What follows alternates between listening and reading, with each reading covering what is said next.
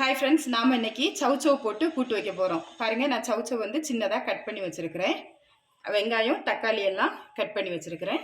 இனி நம்ம சவுச்சவில் கறி குழம்பு டேஸ்ட்டில் நாம் இன்றைக்கி கூட்டு வைக்க போகிறோம். எப்படி வைக்கிறதுன்னு பார்க்கலாம் வாங்க. இப்போ நான் அதுக்கு ஒரு பாத்திரத்தில் கொஞ்சமாக எண்ணெய் சேர்த்து சூடு பண்ண வச்சுருக்கிறேன். இப்போ எண்ணெய் சூடானதும் இந்த பட்டை, கிராம்பு, ஏலக்காய், நம்ம கறி மசாலுக்குள்ள சாதனங்கள்லாம் சேர்த்துக்கலாம். கிராம்பு, பட்டை இதை லைட்டாக பொரிய விட்டுக்கோங்க. இது கூட ஒரு ஸ்பூன் பெருஞ்சீரகம், ஒரு ஸ்பூன் ஜீரகம், கொஞ்சமாக மிளகு, இவ்வளவு சேர்த்து லேசான தீயில கொஞ்சம் பொரிய விட்டுக்கோங்க. ரொம்ப கரிஞ்சிடக்கூடாது. கொஞ்சம் சின்ன வெங்காயம் எடுத்து வச்சுருக்கிறேன். பெருசாக இருக்கிறத ரெண்டாக கட் பண்ணி வச்சுருக்கிறேன். அதை இதில் சேர்த்துடலாம்.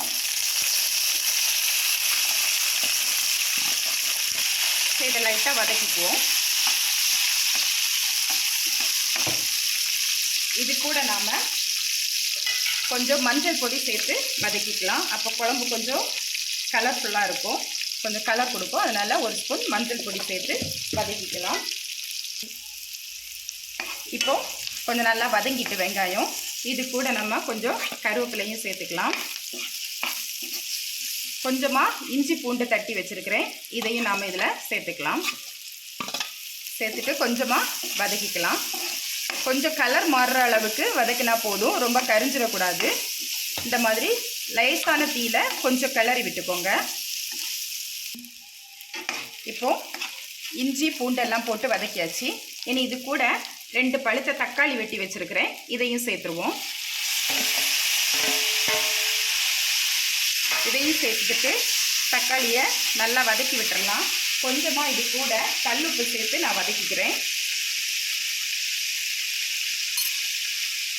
இனி இது நல்லா வதங்கட்டும். தக்காளி நல்லா குழஞ்சி வரணும், அந்த அளவுக்கு நல்லா வதக்கி விட்டுருங்க. இப்போது தக்காளி நல்லா வதங்கிட்டு இனி இது கூட கொஞ்சமாக தேங்காய் எடுத்து வச்சுருக்கிறேன். தேங்காய் கொஞ்சமாக சேர்த்தா போதும், நிறைய சேர்க்க வேண்டாம். கொஞ்சமாக தேங்காயும் சேர்த்து இது கூடயே லைட்டாக வதக்கி எடுத்துடலாம். ரொம்ப கறியை விட்டுறாதீங்க. லைட்டாக ஒரு கிளறி கொஞ்சம் வதக்கி விட்டுடலாம். இப்போ பாருங்கள், கொஞ்சம் நல்லா வதங்கிட்டு இனி நாம் ஸ்டவ்வை ஆஃப் பண்ணி வச்சுட்டு இது நல்லா ஆறின பிறகு ஒரு மிக்ஸி ஜாருக்கு மாற்றி நைஸாக அரைச்சி எடுத்துருவோம். இப்போ நாம் இனி அதே பாத்திரத்தில் மசாலாவை மாற்றிட்டு கொஞ்சமாக எண்ணெய் சேர்த்து வச்சுருக்குறோம். இதில் கொஞ்சம் எண்ணெய் சூடானதுக்கப்புறமா ஒரு 1/2 ஸ்பூன் அளவுக்கு பெருஞ்சீரகம் சேர்த்துக்கோங்க. ஒரு 2 பச்சை மிளகாய் கட் பண்ணி வச்சுருக்கிறேன், அதையும் இதில் சேர்த்துக்கலாம். ஒரு 2 பெரிய வெங்காயம் சின்னதாக கட் பண்ணி வச்சுருக்கிறேன், அதையும் நாம் இதில் சேர்த்துடலாம். சேர்த்துட்டு லைட்டாக வதக்கி விட்டுடலாம். இப்போது வெங்காயம் நல்லா வதங்கியாச்சு. இது கூட கொஞ்சமாக கருவேப்பிலை சேர்த்துக்குவோம். சேர்த்துக்கிட்டு இனி ஒரு 2 தக்காளி சின்னதாக கட் பண்ணி வச்சுருக்கிறேன், அதையும் இதில் சேர்த்துக்கலாம். தக்காளி வந்து சின்ன தக்காளி பார்த்து 2 தக்காளி கட் பண்ணி வச்சுக்கோங்க. ஏற்கனவே நாம் அரைக்கிறதுக்கும் தக்காளி சேர்த்துருக்குறோம், அப்புறம் ரொம்ப புளிப்பாயிடும். அதனால் சின்ன தக்காளி பார்த்து 2, இல்லைன்னா நீங்கள் ஆப்பிள் தக்காளி, நாட்டு தக்காளி போடாமல் ஆப்பிள் தக்காளி கூட நீங்கள் போட்டுக்கலாம். இதையும் கொஞ்சம் நல்லா வதக்கிடலாம். இப்போது தக்காளி நல்லா வெந்துட்டு பாருங்கள், நல்லா வெந்துடுச்சு. இனி இது கூடவே நாம் வெட்டி வச்சுருக்கிற சவுசவு சேர்த்துக்கலாம். சேர்த்துட்டு ஒரு கிளறி விட்டுருவோம். விட்டுட்டு ஒரு 1/2 கப் அளவுக்கு இதில் நாம் தண்ணி சேர்த்துக்குவோம். போதும் இவ்வளவு. இதை சேர்த்துட்டு ஒரு 5லேருந்து 7 நிமிஷம் நம்ம இதை வேக விட்டுறலாம். மூடி போட்டு விட்டுருவோம். சவுச்சவு நல்லா வெந்து நல்லா தண்ணி வற்றிட்டு பாருங்கள், இந்த அளவுக்கு இருக்கட்டும். இனி நம்ம இது கூட காரத்துக்கு மசாலா சேர்த்துக்கலாம். 1 ஸ்பூன் அளவுக்கு மிளகாத்தூள், ஒரு 1/2 ஸ்பூன் அளவுக்கு மல்லித்தூள், ஒரு 1/4 ஸ்பூன் அளவுக்கு மஞ்சள் தூள் சேர்த்துக்கலாம். ஏன்னா வெங்காயம் வதக்கும் போது நம்ம மஞ்சள் தூள் சேர்த்துப்போம், அதனால் நாம் 1/4 ஸ்பூன் சேர்த்துக்குவோம். இதை போட்டு நல்லா வதக்கிக்கலாம். காரம் பத்தலைன்னா நீங்கள் 1 ஸ்பூன் கூட மிளகாத்தூள் சேர்த்துக்கலாம். இப்போது மசாலா எல்லாம் சேர்த்து நாம் எல்லாம் மிக்ஸ் பண்ணி விட்டுட்டோம் பாருங்கள். எனக்கு காரம் பத்தலை, அதனால நான் 1 ஸ்பூன் கூட மிளகாத்தூள் சேர்த்து நான் வந்து மிக்ஸ் பண்ணியிருக்கேன். உங்களுக்கு எவ்வளவு காரம் தேவையோ அந்த அளவுக்கு மிளகாத்தூள் சேர்த்துக்கோங்க. இது கூட நம்ம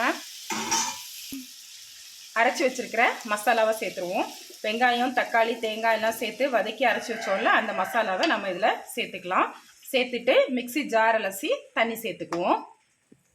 இப்போது மிக்ஸி ஜாரும் அலசி தண்ணி சேர்த்துக்கிட்டோம். இது கூடவே கொஞ்சம் ஒரு 1/2 கப்பு போல் மறுபடியும் தண்ணி சேர்த்துக்கலாம். சேர்த்துட்டு இதை நீ மூடி போட்டு உப்பு பார்த்துக்கோங்க. உப்பு பத்தலைன்னா கொஞ்சம் உப்பு சேர்த்துக்கோங்க. சேர்த்துட்டு மூடி போட்டு ஒரு 2 நிமிஷம் நல்லா கொதிக்க விட்டுறலாம். இப்போ பாருங்கள், குழம்பு ரெடி ஆகிட்டு நல்லா வத்தி இருக்குது. வத்தி எண்ணெய் பிரிஞ்சு வந்திருக்கு. நமக்கு குழம்பு மாதிரி வேணும்னா இந்த அளவுக்கு போதும், இறக்கிடலாம் நம்ம. இல்லை நமக்கு கிரேவி மாதிரி வேணும்னா கொஞ்சம் கூட திக்காக்கிக்கலாம். இனி இதில் லாஸ்ட்டாக நாம் கொஞ்சம் மல்லி இலை தூவிக்குவோம். அவ்வளோதான், சௌசௌ குழம்பு ரெடி ஆயிடுச்சு. இது மாதிரி நீங்கள் வச்சு பாருங்கள், ரொம்ப டேஸ்ட்டாக இருக்கும். கறி குழம்பு டேஸ்ட்டில் இருக்கும். இது வச்சு பார்த்துட்டு எப்படி இருந்துன்னு கமெண்டில் சொல்லுங்கள். இந்த வீடியோ பிடிச்சிருந்தா லைக் பண்ணுங்கள், ஷேர் பண்ணுங்கள், சப்ஸ்கிரைப் பண்ணுங்கள். நம்ம வீடியோ போட்டு ரொம்ப நாள் ஆயிடுச்சு. இனி தொடர்ந்து வீடியோ போடலாம். Bye friends.